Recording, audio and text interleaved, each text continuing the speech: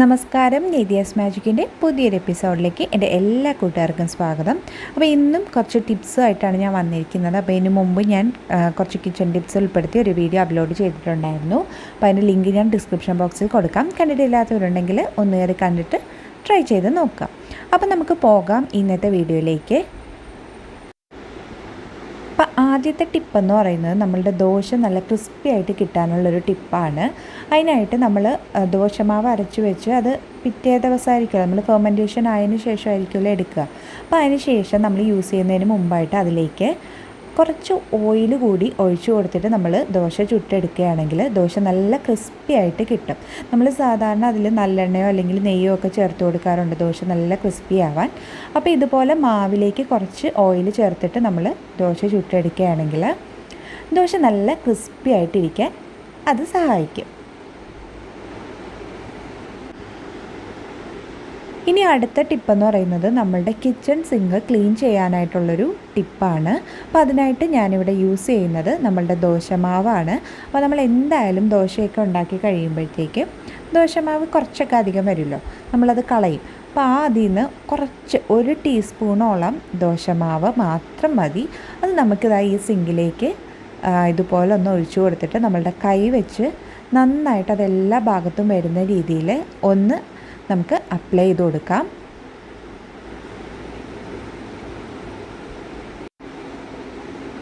അപ്പോൾ അതാ ഞാനിത് കൈ കൊണ്ട് അപ്ലൈ ചെയ്തതിന് ശേഷം നമ്മൾ പാത്രം കഴുകാൻ യൂസ് ചെയ്യുന്ന ആ സ്ക്രബ് ഉണ്ടല്ലോ, അത് വെച്ചിട്ട് ഞാൻ നന്നായിട്ട് സിങ്ക് ഒന്ന് ക്ലീൻ ചെയ്ത് കൊടുക്കുന്നുണ്ട്. അപ്പോൾ നല്ല ഹെൽപ്ഫുള്ളായിട്ടുള്ളൊരു ടിപ്പാണ് കേട്ടോ. നമ്മളെ സിങ്ക് നല്ല ക്ലീനായിട്ട് വരും. അപ്പോൾ എനിക്ക് ഈ ഒരു ടിപ്പ് കിട്ടിയത് നമ്മളുടെ ഇടുക്കി വിഷൻ വ്ളോഗ്സ് എന്ന് പറഞ്ഞിട്ടൊരു യൂട്യൂബ് ചാനലുണ്ട്. അപ്പോൾ അതിൽ നിന്നാണ് കേട്ടോ എനിക്ക് ഈ ഒരു ടിപ്പ് കിട്ടിയത്. അപ്പോൾ നിങ്ങൾക്ക് കൂടി വേണ്ടിയിട്ട് അതൊന്നുകൂടി ഷെയർ ചെയ്യാമെന്ന് വിചാരിച്ചു. അപ്പോൾ നന്നായിട്ട് തന്നെ നമ്മൾ ഉരച്ച് ഒന്ന് കഴുകി കൊടുക്കുക. അപ്പോൾ ഇത് നന്നായിട്ടൊന്ന് ഉരച്ച് കഴുകിയതിന് ശേഷം നമുക്ക് നമ്മളുടെ പൈപ്പ് വാട്ടർ യൂസ് ചെയ്തിട്ട് ഒന്ന് കഴുകിയെടുക്കാം. ഇപ്പോൾ വേറെ ഡിഷ് വാഷ് ലിക്വിഡിൻ്റെ ഒന്നും ആവശ്യമില്ല. നമ്മൾ ഇതുപോലെ ചെയ്തെടുക്കുകയാണെങ്കിൽ നല്ല ഷൈനിങ് കിട്ടും. അതുപോലെ തന്നെ നമ്മളുടെ ഗ്ലാസിൻ്റെയൊക്കെ പാത്രങ്ങളുണ്ടല്ലോ, അതും നമുക്ക് ഈ ഒരു മാവ് വെച്ചിട്ട് ഇതുപോലെ കഴുകിയെടുക്കാം കേട്ടോ. നല്ല വ്യത്യാസം വരും, നല്ലൊരു ഷൈനിങ് കിട്ടും. അപ്പോൾ എല്ലാവരും ഒന്ന് ട്രൈ ചെയ്ത് നോക്കുക. ഇനി അടുത്തത് നമ്മളുടെ കത്തിക്ക് മൂർച്ച കൂട്ടാനുള്ളൊരു ടിപ്പാണ്. അപ്പോൾ അതിനായിട്ട് നമുക്ക് ആവശ്യം നമ്മളുടെ സെറാമിക് കപ്പ് ഉണ്ടല്ലോ, നമ്മളുടെ വീട്ടിലൊക്കെ കാണും സെറാമിക് കപ്പ്.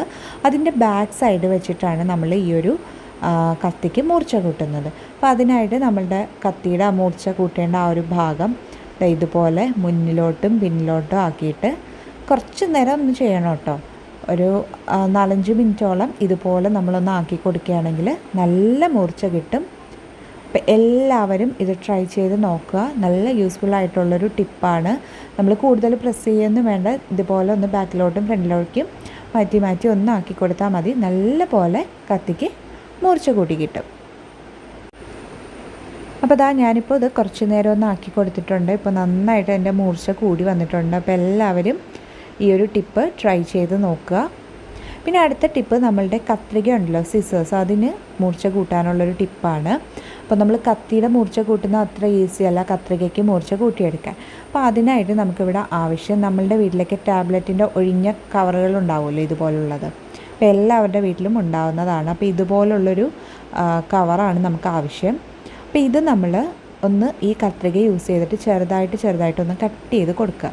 അപ്പോൾ അത് കുറച്ചേറെ നേരം ഒന്ന് ചെയ്ത് കൊടുക്കണം കേട്ടോ, കുറച്ച് സമയം ചെയ്ത് കൊടുക്കുക. അപ്പോൾ ഇതുപോലെ ഒന്ന് കട്ട് ചെയ്ത് കൊടുക്കുക. കുറച്ച് നേരം നമ്മളിത് കട്ട് ചെയ്ത് കഴിയുമ്പോൾ നമ്മളുടെ കത്രികയുടെ മൂർച്ച നന്നായിട്ട് കൂടും. അപ്പം ഞാനീ കാണിക്കുന്നതിൽ ഏതെങ്കിലുമൊക്കെ ടിപ്പ് നിങ്ങൾക്ക് അറിയാവുന്നതായിട്ടുണ്ടെങ്കിൽ അതൊന്ന് സ്കിപ്പ് ചെയ്തിട്ട് കണ്ടോളൂ കേട്ടോ. കാരണം ചിലർക്ക് അറിയായിരിക്കും, ചിലർക്ക് അറിയാത്തവരായിട്ടുണ്ടാകും. അപ്പോൾ അങ്ങനെയുള്ളവർക്ക് വേണ്ടിയിട്ടാണ് ഞാനിപ്പോൾ ഈ ഒരു ഇത് കാണിക്കുന്നത്. അപ്പോൾ അറിയാവുന്നവരുണ്ടെങ്കിൽ ഒന്ന് സ്കിപ്പ് ചെയ്തോളൂ കേട്ടോ. അതുപോലെ തന്നെ ഇതിൽ കാണിക്കുന്ന ഏതെങ്കിലും ഒരു ടിപ്പ് നിങ്ങൾക്ക് യൂസ്ഫുള്ളായിട്ട് തോന്നുകയാണെങ്കിൽ തീർച്ചയായും ഒന്ന് ലൈക്ക് ചെയ്യാൻ മറക്കരുത്. അതുപോലെ തന്നെ ഒന്ന് ഷെയർ ചെയ്ത് കൊടുക്കാനും മറക്കരുത്. ഇനി അടുത്തത് നമ്മൾ മുട്ടയൊക്കെ വാങ്ങി സൂക്ഷിക്കുമ്പോൾ അത് പെട്ടെന്ന് കേടായി പോകാതിരിക്കാനുള്ളൊരു ടിപ്പാണ്. അപ്പോൾ അതിനായിട്ട് നമ്മളുടെ മുട്ട സൂക്ഷിക്കുമ്പോൾ മുട്ടയ്ക്ക് 2 ഭാഗം ഉണ്ടാവില്ല, ഒന്ന് കൂർത്തൊരു ഭാഗവും അതുപോലെ തന്നെ കുറച്ച് പരന്നൊരു ഭാഗവും ഉണ്ടാവും. എപ്പോഴും ആ കൂർത്ത ഭാഗം താഴോട്ട് വരുന്ന രീതിയിൽ വേണം നമ്മൾ മുട്ട സൂക്ഷിക്കാൻ. അപ്പോൾ അത് പണ്ടുള്ളവർക്കൊക്കെ അറിയാവുന്നൊരു ടിപ്പാണ്, എന്നാലും പുതിയ ആൾക്കാർക്കൊന്നും അത്രയ്ക്ക് അറിയില്ലായിരിക്കും. അപ്പോൾ എപ്പോഴും നമ്മൾ ആ ഒരു ഭാഗം താഴേക്ക് വരുന്ന രീതിയിൽ വേണം മുട്ട സൂക്ഷിക്കാൻ. അതുപോലെ തന്നെ ഒരുപാട് മുട്ടയൊക്കെ നമ്മൾ വാങ്ങി സ്റ്റോർ ചെയ്യുന്നുണ്ടെങ്കിൽ അതിൻ്റെ പുറത്ത് കുറച്ച് ഓയിലൊന്ന് തേച്ച് കൊടുത്തിട്ട് വെക്കുകയാണെങ്കിൽ അതൊരുപാട് നാൾ കേടാവാതെ ഇരിക്കും. നമ്മൾ ഫ്രിഡ്ജിൽ വെച്ചില്ലെങ്കിൽ കൂടി ഒരുപാട് നാളത് കേടാകാതെ ഇരിക്കും കേട്ടോ. അപ്പോൾ കുറച്ചൊന്ന് ഓയിൽ അതിൻ്റെ പുറത്തൊന്ന് അപ്ലൈ ചെയ്ത് കൊടുത്തിട്ട് നമ്മളിതുപോലെ സൂക്ഷിക്കുകയാണെങ്കിൽ കുറച്ച് കൂടുതൽ നാൾ നമ്മൾ മുട്ട കേടാവാതെ ഇരിക്കാൻ അത് സഹായിക്കും. ഇനി അടുത്ത ടിപ്പെന്ന് പറയുന്നത്, നമ്മളുടെ വീട്ടിലെല്ലാം ഇപ്പോൾ ഹാൻഡ് വാഷ് ഉണ്ടായിരിക്കും അല്ലേ. ഈ ഒരു കൊറോണ സീസണിൽ എല്ലാവരും ഹാൻഡ് വാഷ് ഉണ്ടായിരിക്കും. അപ്പോൾ ഈ ഹാൻഡ് വാഷ് നമ്മൾ എടുക്കുമ്പോൾ ഒരുപാട് ക്വാണ്ടിറ്റി നമ്മളുടെ കയ്യിലേക്ക് ചാടിപ്പോരും നമ്മളതിലൊന്ന് പ്രസ് ചെയ്യുമ്പോൾ. അപ്പോൾ അത്രയും നമുക്ക് ആവശ്യം ഉണ്ടാവില്ല. അപ്പോൾ അതിൻ്റെ ക്വാണ്ടിറ്റി കുറയ്ക്കാനായിട്ടുള്ളൊരു ടിപ്പാണ്. അപ്പോൾ അതിനായിട്ട് നമ്മൾ യൂസ് ചെയ്യുന്നത് റബ്ബർ ബാൻഡാണ്. അത് നമ്മൾ പ്രസ് ചെയ്യുമ്പോൾ ആ ഒരു ഭാഗം ഉണ്ടല്ലോ, ആ ഒരു ഭാഗത്തേക്ക് നമ്മളൊരു റബ്ബർ ബാൻഡ് ഇട്ട് കൊടുക്കുക. അപ്പോൾ അത് ഒരു ഭാഗം കുറച്ച് നീളം കൂടുതലാണെങ്കിൽ 1 or 2 റബ്ബർ ബാൻഡ് ഇട്ട് കൊടുക്കുക. അത് നമ്മളുടെ ആ ഒരു ബോട്ടിലിനനുസരിച്ചിട്ട് നമുക്ക് എടുക്കുക.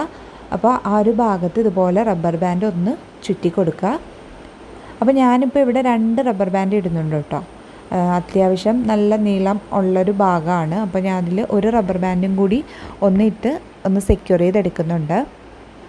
അപ്പോൾ ഇതേപോലെ ഒന്ന് റബ്ബർ ബാൻഡ് ചുറ്റിച്ച് കൊടുത്തതിന് ശേഷം നമ്മൾ എടുക്കുകയാണെങ്കിൽ നമ്മളുടെ കയ്യിലേക്ക് വരുന്നതിൻ്റെ ആ ഒരു ക്വാണ്ടിറ്റി കുറവായിരിക്കും. അപ്പോൾ എന്തായാലും ഈ ഒരു ടൈമിൽ നമുക്ക് യൂസ്ഫുൾ ആയിട്ടുള്ളൊരു ടിപ്പാണ്. ഇതുപോലെ ഒന്ന് ആക്കി കൊടുക്കുക. അപ്പോൾ കാണുമ്പോൾ അറിയാം, നമ്മൾ പ്രസ് ചെയ്യുമ്പോൾ ഒരു ഡ്രോപ്പ് മാത്രമേ വന്നിട്ടുള്ളൂ. അപ്പോൾ നമ്മളുടെ ഒരു സിംഗിൾ ഹാൻഡ് വാഷിന് അതിൻ്റെ ആവശ്യമേ ഉള്ളൂ. അപ്പോൾ നമ്മൾ ആദ്യം എടുക്കുമ്പോൾ ഒരുപാട് ക്വാണ്ടിറ്റി വരുമായിരുന്നു.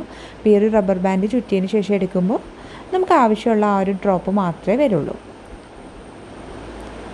ഇനി അടുത്ത ടിപ്പെന്ന് പറയുന്നത് നമ്മളുടെ ഉള്ളിത്തൊലിയുടെ ബേസ് ചെയ്തിട്ടാണ്. അപ്പോൾ തീരെ നൈസ് ഉള്ളിത്തൊലിയാണെങ്കിൽ നമുക്ക് തൊലിച്ചെടുക്കാൻ വളരെ ബുദ്ധിമുട്ടായിരിക്കും. അപ്പോൾ അങ്ങനെ ഉള്ള ഉള്ളി ഒന്ന് ഫ്രീസറിൽ ഒരു 15 മുതൽ 20 മിനിറ്റ് വരെ വെച്ചതിന് ശേഷം നമ്മൾ തൊലിച്ചെടുക്കുകയാണെങ്കിൽ നമുക്ക് ഈസി ആയിട്ട് അതിൻ്റെ തോല് പീൽ ചെയ്തെടുക്കാൻ പറ്റും. അപ്പോൾ അത് നമുക്ക് അറിയാം, ചില ഉള്ളിയുടെ തോല് കുറച്ച് നൈസായിരിക്കും. അപ്പോൾ അത് നമുക്ക് പീൽ ചെയ്തെടുക്കാൻ ബുദ്ധിമുട്ടായിരിക്കും. അപ്പോൾ അങ്ങനെയുള്ളത് ഒന്ന് ഫ്രീസറിൽ 15 തൊട്ട് 20 മിനിറ്റ് വരെ വെച്ചതിന് ശേഷം ഒന്ന് പീൽ ചെയ്തെടുക്കുകയാണെങ്കിൽ നമുക്ക് ഈസി ആയിട്ട് അതിൻ്റെ തോല് പൊളിച്ചെടുക്കാൻ സഹായിക്കും. അതുപോലെ തന്നെ നമ്മളുടെ കണ്ണിൽ നിന്ന് വെള്ളം വരുന്ന ആ ഒരു പ്രശ്നവും ഒഴിവാവും നമ്മൾ ഫ്രിഡ്ജിൽ വെച്ചതിന് ശേഷം ഉള്ളി തൊലിച്ചെടുക്കുകയാണെങ്കിൽ. പിന്നെ ഉള്ളി എടുത്തത് കൊണ്ട് മാത്രം ഒരു കാര്യം കൂടി പറയാം, നമ്മളുടെ ഉള്ളിത്തൊലി പെട്ടെന്നൊന്ന് പൊളിച്ചെടുക്കാനായിട്ടുള്ളൊരു ടിപ്പാണ്. അത് ഒരുവിധം എല്ലാവർക്കും അറിയാവുന്നതായിരിക്കും, എന്നാലും ഞാൻ ഇപ്പോൾ ഉള്ളിയുടേത് കാണിച്ചത് കൊണ്ട് മാത്രം ഒന്ന് ഷെയർ ചെയ്യുകയാണ്. നമ്മളുടെ ഉള്ളിത്തൊലി പെട്ടെന്ന് എടുക്കാനായിട്ട് അതിൻ്റെ മുകൾ ഭാഗം ഒന്ന് കട്ട് ചെയ്ത് കൊടുക്കുക. അതുപോലെ തന്നെ താഴ്ഭാഗവും കൂടി ഒന്ന് കട്ട് ചെയ്തതിന് ശേഷം നമ്മൾ പീൽ ചെയ്തെടുക്കുകയാണെങ്കിൽ ഉള്ളിത്തൊലി പെട്ടെന്ന് തന്നെ നമുക്ക് പീൽ ചെയ്തെടുക്കാൻ സഹായിക്കും.